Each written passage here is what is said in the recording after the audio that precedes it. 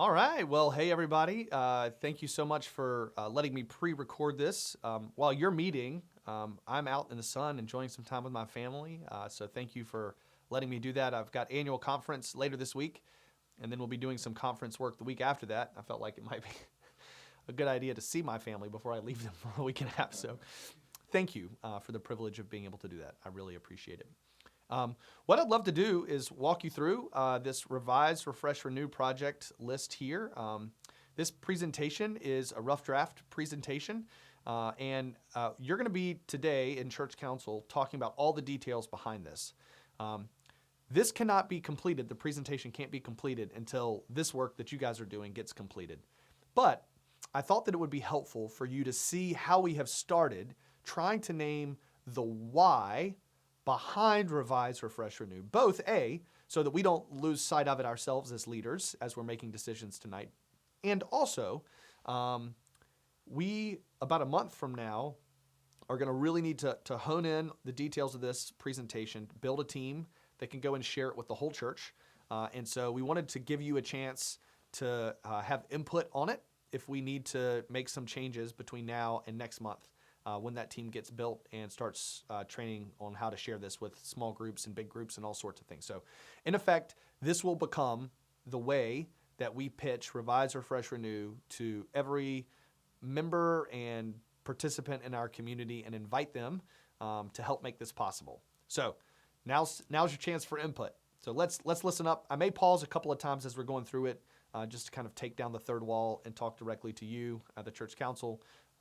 Things you might want to be listening for and looking for. So, all right, we're at 2 minutes. We're going to try to do this in 16. Let's do 17 minutes. You ready? Ready. All right. Revise, Refresh, Renew. Here we go. Hey, everybody. We're so glad you've joined us together today. What we want to do is talk about Revise, Refresh, Renew, or sometimes, as we call it, R3. We've noted that sometimes if we call it RRR, we all sound a little bit like pirates. And so we're going to talk about Revise, Refresh, Renew, which is a campaign to raise $1.25 million over the next 2 years to address some key needs that we have. And so that's what we're going to be together talking about. But before we get to all of those details, and there are some wonderful details to get to, I want to start with a question. And my question is this: what's in a brick? All right, tell me, what is in this brick? Who can tell me what's in this brick? I know church council, you're in there. Just shout it out. Yes, great. Good answers. There's clay, there's heat, there's sand, there's all sorts of stuff in this brick. Now, what if I told you that we got this brick from the foundation of the very first building built back in the early 1900s that started the church that we're in today, Fuquay-Varina United Methodist Church, 125 years almost ago? What if I said that's where this brick came from, which it did, quite frankly. What's in this brick? Let me ask you this question now. What's in this brick? What would your answers be? How would your answers change? Might we say that in this brick there is hope, right? Hopeful vision for the future, for grandkids and great-grandkids that might eventually use that building to connect with God and with each other? Might we talk about there being some hope in that brick for future generations in the Fuquay area? Might we say there's commitment in that brick, commitment to creating a place to build community in a community like Fuquay Springs back in the day? Might we say in the brick there is a testimony and a testament to the power of people working together for one common purpose, for a shared goal? There's a lot in that brick. There's a lot in that brick. When I first came to Fuquay-Varina United Methodist Church back in BC, before COVID, I heard someone say to me, 20 years ago when we built this building that we're in, we prayed for the people who are in it now. And I thought, I'm one of the people in it now. And I just heard that. That was a really powerful word. Before I was here, before you were here, we prayed for you. Before I was here, people prayed for me. I think that same sentiment is in that brick. I think that sentiment has been a part of the nature, the culture, the DNA of this community from the very, very beginning. I'd like to walk you through a little bit of our history so that you can understand what I mean when I say that. All right, in 1903, area Methodist churches sent people to start a new church in Fuquay Springs because they believed that was the area that was going to grow and thrive, and they thought that a Methodist presence needed to be there. Over the course of the next 100 years, there were several building expansions that took place. Parsonages got built, houses got bought and sold, buildings, land was accrued, like all sorts of things took place, right? And in 1998, there was that big faithful decision that put us in the building we're in today when we chose as a congregation to relocate to our current site here on Judd Parkway. All along that, they did that, I believe, because they were continually responding to God's call to the mission field that is the Fuquay area. I believe firmly that at almost every turn, they were not asking questions, what do we need today? What would make us more comfortable today? I think they were asking questions about the people that would come later.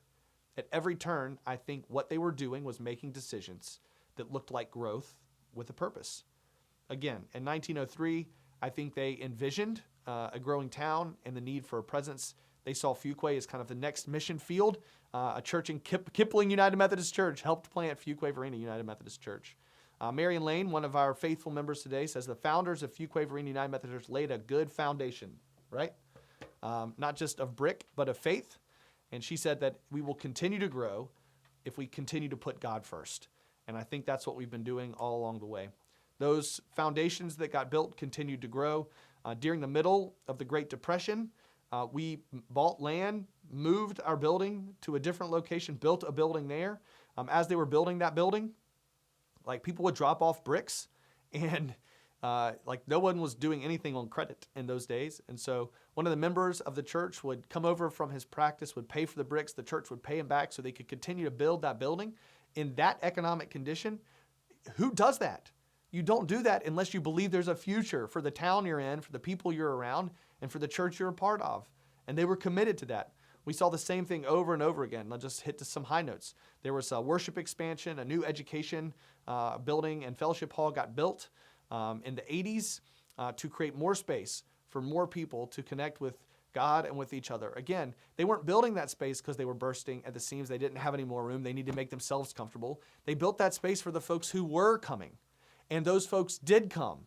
And they came so quickly that in the late 90s, again, we had to make that same decision. And this is when we made the decision to move to our current location. One of our former members, a saint of the church, described that decision, and she said, I have loved this building, but I love the church even more. The comfortable decision would have been to stay in that place. But again, the decision was made to be a church for the Fuquay of tomorrow and not just for the Fuquay of today. And they made that decision to move to Judd Parkway, again, responding to the needs of the community that was to come, not just the community that was already there, to create more places for more people to get to know Jesus and get to know each other. The leaders who have come before us, they have asked this question over and over again. They have chosen to respond to what would be, and now it is our turn to ask that same question and to make those same decisions. Who are we? How can we continue to serve our community, this greater Fuquay area? How can we continue to be a church for this greater Fuquay region that just seems to be growing and growing and growing? Our current facility, in its current form, was our answer to that question 20 years ago, and today we ask that question again. If, as the people called Methodist, we are going to make disciples of Jesus Christ for the transformation of the world, we have facilities that facilitate that mission and ministry. How do our facilities make that possible? I want to talk about the RRR campaign. I did it. Sound like a pirate. The R3 campaign, the Revise, Refresh, Renew campaign. But before I get to the specifics of it, I want to make sure we understand how we're answering that bigger question, right? Because R3 is not the full answer to that. There's actually is a much larger answer. It's just the beginning point of it. As we seek to answer that bigger question, who are we called to be now for the Fuquay of tomorrow? The first thing that we are going to need to do is to address our immediate needs. These are needs that we have identified over the last 15, 12, 7, 5, and even 3 years. We need to address those immediate needs. We're going to do that with the R3 campaign. While we're doing that work, we're going to begin to ask big questions about our values, who we are, what our DNA is, and how those values shape our decisions moving forward about how we can best serve our community, reach more people, help people connect with God and with each other. And then based on how we answer that question, evaluate our current facility needs going forward. And so, for me, this is how it kind of maps out. In the fall of 22, we're going to begin Revise, Refresh, Renew. While we're doing that work and receiving gifts to make those things possible, we're going to begin to discern the next steps for ministry and our facility expansion so that 5 years from now, 25 plus, we'll be able to live into that expansion in its fullness. I say all that to say we don't want to do anything today in Revise, Refresh, Renew that's going to prevent us from doing either of these two later things. So let's talk about R3, Revise, Refresh, Renew, how we got to this group of things that need to be addressed in our church, these elements that are a part of the full project that is Revise, Refresh, Renew. Again, this started 7 years ago, really, 7-8 years ago, even before that. We had a building committee that was looking at our pinch points, trying to address kind of where our areas of greatest need were. Our trustees were doing the exact same thing. And so they came together and they brought their two lists together. They compared notes and they made a joint proposal in 2019 to the church council called Revise, Refresh, Renew. And we were prepared to begin that at the beginning of 2020. We were going to launch that project in March of 2020. Anyone remember that month? And so a lot of those plans, we put the pause button on, and we feel like we are now ready to take the pause button off. And so in the middle of 2022, our church council revisited those based on some work of our finance team and our trustees, and are ready to make this proposal for Revise, Refresh, Renew, take our finger off the pause button. What we recognize we've needed really over the last 7 and 12 years is we need more room for discipleship and missions through larger meeting spaces. We use space very differently. 20 years ago, churches were built with small spaces. Nowadays, churches are built with bigger spaces for larger groups together. So meeting some of those needs, make sure things are accessible, making modifications where modifications are needed so that our space is available to all people, and improving our first impressions and our hospitality. So you can see here the list of ways that our trustees, our trustees, our building team, and then later our church council has looked at the elements of the Revise, Refresh, Renew project, how they evaluated them. So we're going to break down all the elements into 3 categories, and this is how we're going to address them. The first is revise. We're going to revise. By that we mean adapt existing spaces that we have so that we can do more discipleship and missional outreach from them. Again, this is primarily taking spaces that exist, shifting walls around to make them more usable for the people of today. Secondly, we're going to refresh some things. There's some aesthetic updates that are needed in a 20-plus-year-old building. We're going to update our facilities to improve our hospitality and our first impressions, making our space welcoming for those who are coming in. And finally, we're going to renew some of our spaces. Again, infrastructure in a 20-plus-year-old building sometimes needs to be addressed. We've addressed that in bits and pieces over the course of time, but a lot of things start stacking up about 20 years into a new facility. And so we're going to be replacing some key elements of our infrastructure to improve safety, to maintain the health of our building, and hopefully to kind of hit the reset button so that moving forward, we don't end up with a bunch of things kind of stacked on top of us again.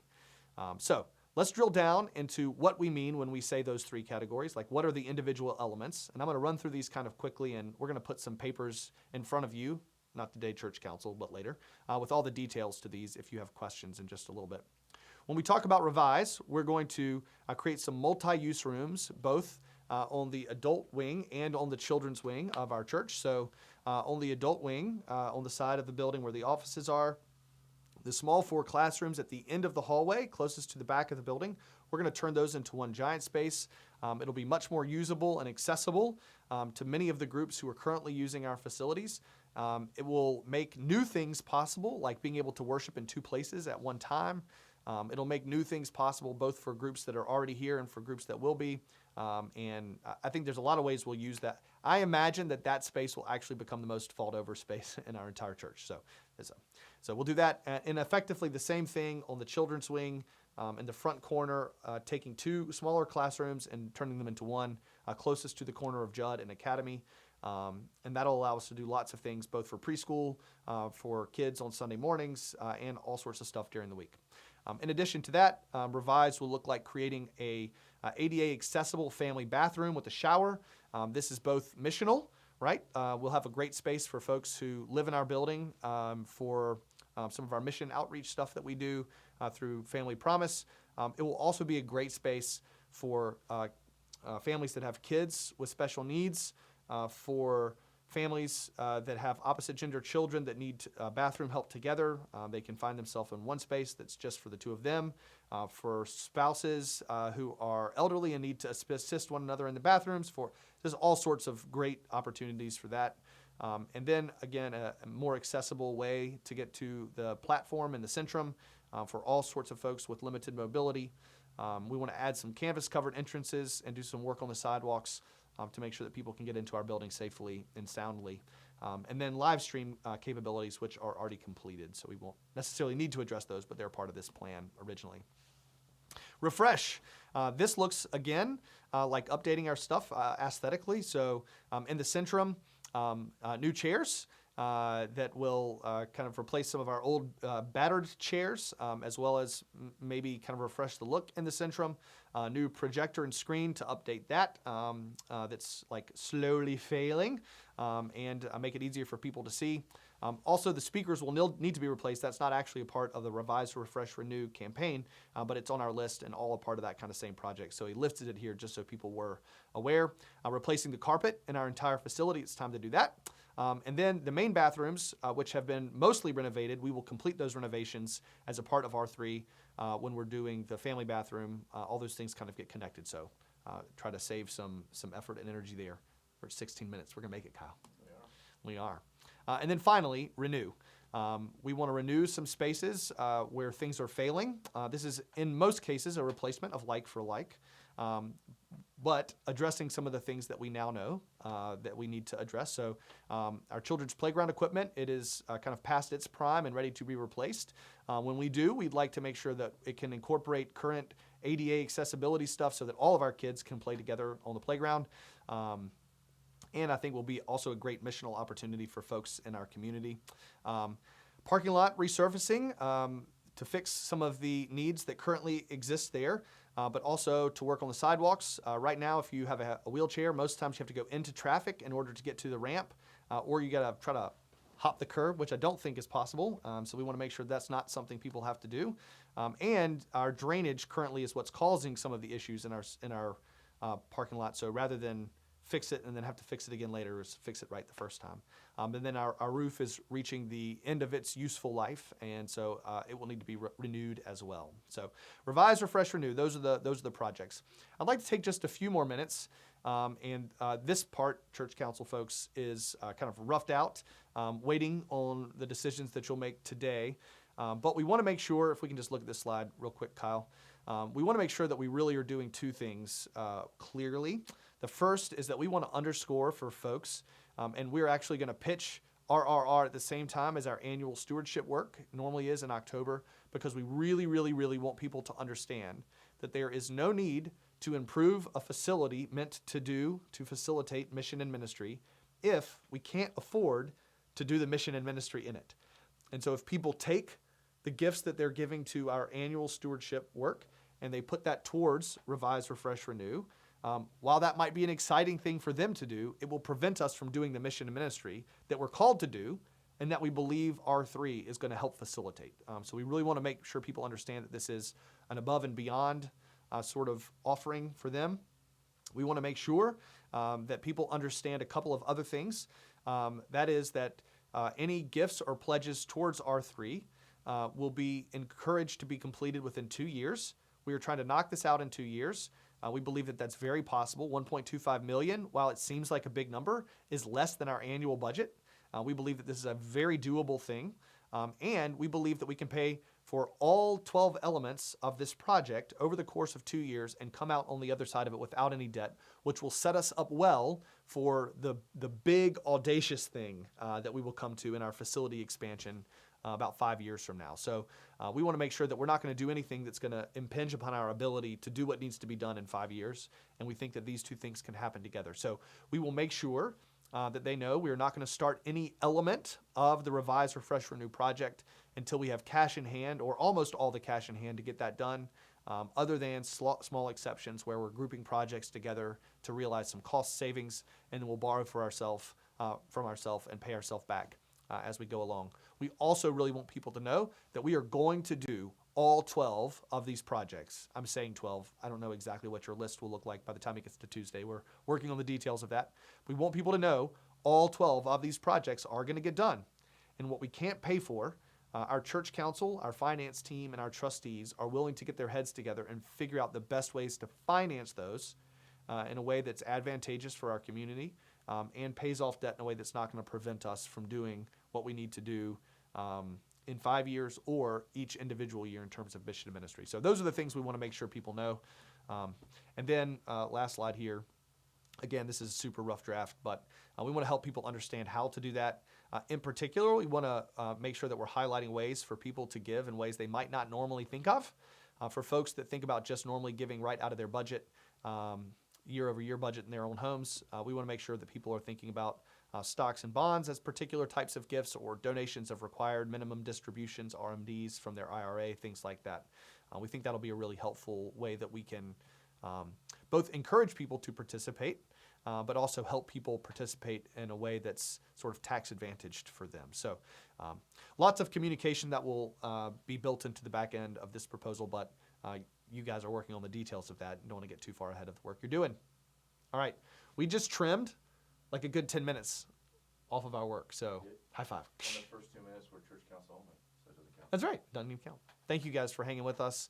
Again, would love for you to collect some feedback. You can just tell Brandon or whoever's in the room with you. Someone take notes. I want to know if it's clear. I want to know if it's compelling. I want to know if we hit all the notes we need to hit. I want to know if we spend too much time on the why and don't get enough to the what, or vice versa. So take a bunch of notes. Again, this is a rough draft form, but we think that there's some really good stuff here, and we'd like to polish it up and make it ready to pitch to the whole church here real soon. So thanks for hanging with me, and would love to hear all the feedback that you got. All right. Blessings on you guys. Thanks, Kyle.